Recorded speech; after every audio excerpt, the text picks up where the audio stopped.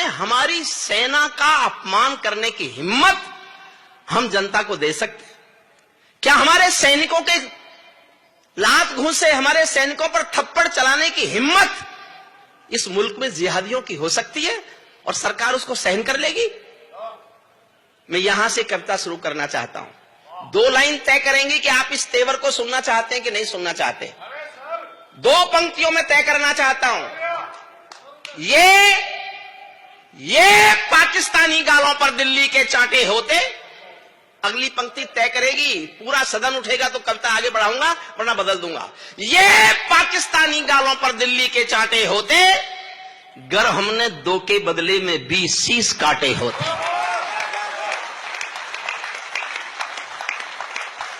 बहुत अच्छे भाई। हमारे सैनिकों का सर काटा गया और हम बातचीत करते रहे। मैंने प्रवीण से पूछा, मेरा छोटा भाई है लेकिन मेधा और प्रज्ञा में मैंने कई बार उसको अपने से बड़ा पाया है।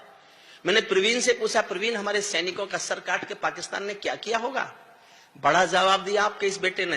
तालियां प्रवीण शुक्ल के नाम पर उठाना। प्रवीण ने कहा, भाई साहब उसकी फौज कायर है।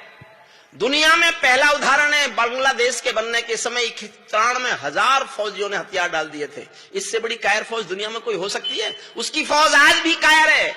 वो शायद अपनी कायर फौज को दिखाना चाहता होगा कि बहादुर हिंदुस्तानी फौजी बेटे का सर होता कैसा है, जो कट तो सकता है, कभी झुक नहीं सकता। क्या बात है सर, वाह। 10 सेकंड और मांगता हूं। क्यों किया मैंने इतना गुस्सा?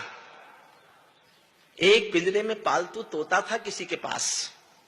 एक दिन मालिक ने तोते का खाना रखा और तोते से कहा कि मैं तेरा शाम तक का खाना रख के जा रहा हूं, मैं पड़ोसी गांव जा रहा हूं, तू खाना खा लेना। तोता बोला, मालिक उस गांव में तो मेरे गुरु रहते हैं। मालिक बोला, तो क्या मैं क्या करूं? बोले, मेरे गुरु मिल जाए तो उनको मेरी राम राम तो बोल दोगे? मालिक ने कहा, मिल जाएगा तो बोल दूंगा। मालिक पड़ोसी गांव गया और जाके उसने पूछा, इस गांव में कोई मेरे पिंजरे के पालतू तोते का गुरु रहता है? एक बूढ़ा तोता आया, उसने कहा, हाँ मैं उसका गुरु हूं। तो मालिक ने कहा, मेरे पालतू तोते ने पिंजरे से तुझको राम राम भेजा है। बूढ़े तोते ने सुना और मर गया। मालिक लौट के आया, तोते ने पूछा, मेरे गुरु मिले? मालिक बोला, काय का तेरा गुरु?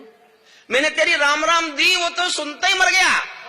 इतना सुनते ही पिंजरे का तोता भी मर गया। समझना साहब, बहुत मन चाहता हूं आपका आज। पिंजरे का तोता भी मर गया।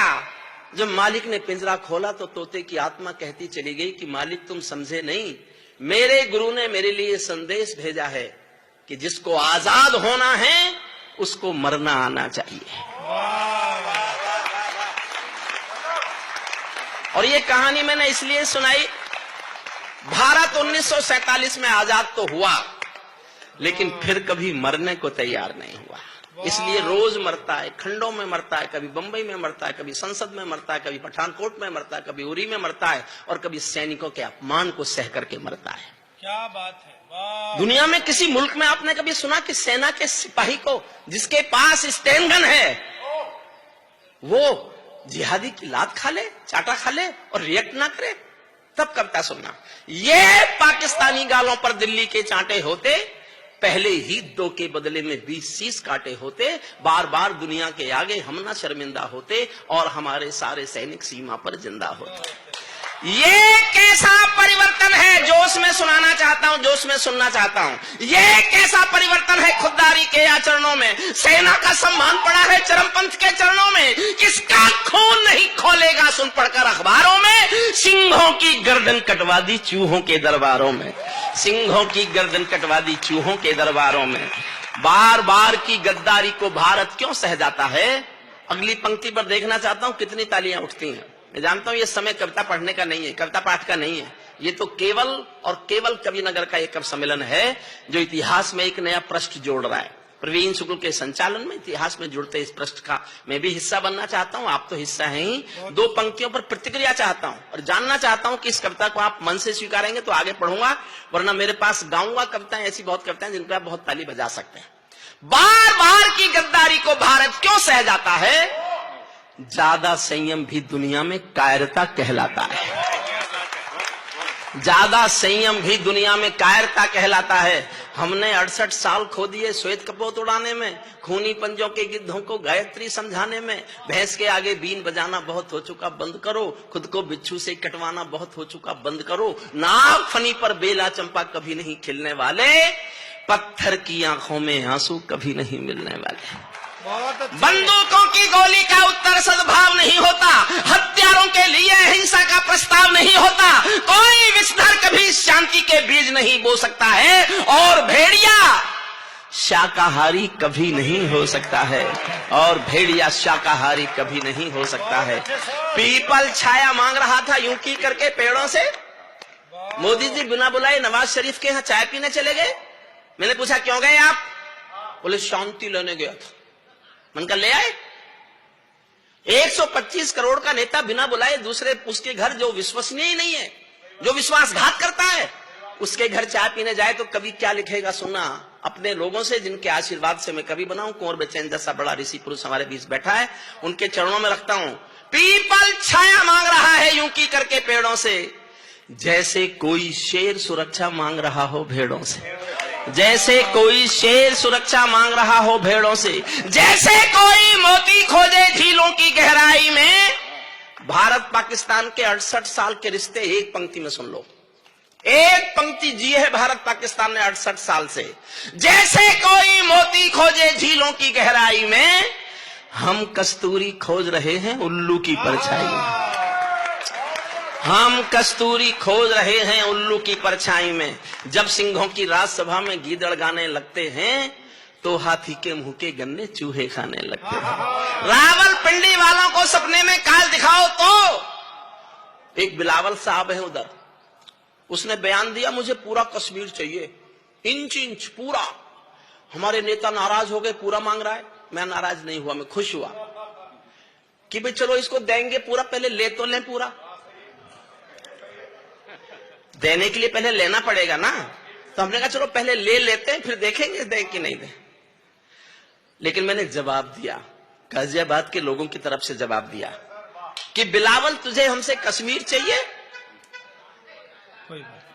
देखिए दाद इतनी मत दीजिए, थोड़ा कम कर लीजिए इसको। एक मिनट, ये छोटा हमारा भाई बैठा है, ये बहुत अच्छा सुन रहा है। बस भाई एक हमारी विनती मान ले, खूब ताली बजा, मुंह से आवाज मत निकाल, है ना। कोई नहीं, बाकी दूसरों को डिस्टर्ब। बहुत अच्छा सुन रहे हो आप, और आपकी आस्था ऐसा है, काजल आंखों में लगाओ। बस मुंह से, हाथ से जितनी ताली बजानी है, जमीन में छेद कर दे तू 3 फुट नीचे हाथ मार मार के, बस मुंह से मत बोल, है ना। इसीलिए तो कह रहा हूँ मजा ज्यादा। बहुत आनंद की बात कहने जा रहा हूँ सुनना साहब। उसने हमसे मांगा कश्मीर, और पूरा कश्मीर मांग लिया। मैंने खबर भेजी कि बिलावल ये हिंदुस्तान है, हिंदुस्तान में उत्तर प्रदेश भी है, उत्तर प्रदेश में गाजियाबाद भी है। यहां के लोग तो रेल में खिड़की के पास वाली अपनी सीट भी किसी को नहीं देते। पूरा कश्मीर मांग रहा है। रावलपिंडी वालों को सपने में काल दिखाओ तो, भारत माता की आंखों के डोरे लाल दिखाओ तो। और देखना चाहता हूं आपका जोश। दिल्ली वालों ठोकर मारो दुनिया के हथकंडों पर, इजराइल से जीना सीखो अपने ही भुजदंडों पर। इजराइल से जीना सीखो, इजराइल से जीना सीखो अपने ही भुजदंडों पर। भारत माता का बंटवारा है जिनकी अभिलाषा में, वे समझेंगे अर्जुन के गांडीव धर्म की भाषा में। मैं 39 साल कानून का टीचर रहा हूं, कानून पढ़ाया मैंने 39 साल यूनिवर्सिटी में, लेकिन मैं ये भाषा आज तक नहीं बोला जो आज बोल रहा हूं गाजियाबाद में। आज शाम को 6 बजे से 7 बजे तक न्यूज नेशन ने मेरी इस कविता को टेलीकास्ट किया कश्मीर के संदर्भ में। आधे चैनल, आधे स्क्रीन पर कश्मीर की वो घटना थी जिसमें वो हमारे सिपाहियों को, हमारे सैनिकों को लात मार रहे थे, और आधी तरफ मेरी कविता सुनाई जा रही थी। वो हिस्सा सुनाता हूं मैं आपको। और अगर आपने मेरा समर्थन किया, पूरे सदन ने समर्थन किया, तो मैं हिंदुस्तान के प्रधानमंत्री के सामने सीना तान के ये भाषा बोलना चाहता हूं। बहुत दुख होता है साहब, कब तक तिरंगे में लिपटी लाशें देखेंगे, कब तक सैनिकों का अपमान देखेंगे। तब मैं 4 लाइन पढ़ता हूं, देखना चाहता हूं ये सदन कितना समर्थन करता है। भारत माता का बंटवारा है जिनकी अभिलाषा में, वे समझेंगे अर्जुन के गांडीव धर्म की भाषा में। फूल मन के कभी नहीं खिलते कायर पर पार्टी में, नेहरू जी के श्वेत कबूतर मरे पर